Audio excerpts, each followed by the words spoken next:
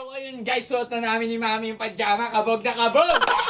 Guys, another turn na naman pang tulog mga be. Tignan mo naman ang sisexy na naman ng mga tao na itong mga sisi ko. So hindi lang siya basta top at saka short mga be, dahil may kasama na din siyang pajama niya mga sis. So ayan yung pajama niya mga be.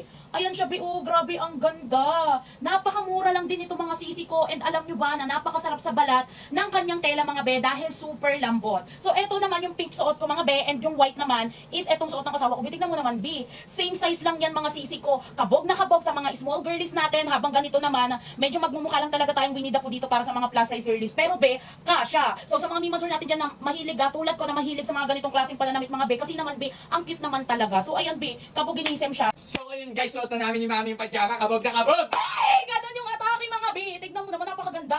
Perfect na perfect yung mga be. Kapag matutulog ka na tapos naisipan mong mag-mirror shot mga be, ay talagang termo-termo talaga be yung suot mo. Napakaganda. Very stretchable yung sa asawa ko dahil small siya mga be, pero kahit sa akin mga sisi ko, ganyan siya ka-stretchable mga be, hindi kayo gaganyan. So ayun na mga mima ko, kung gusto niyo ito malamang, nasa yellow basket natin yan, at ilalagay ko na lang din yung link sa ating comment section. Go!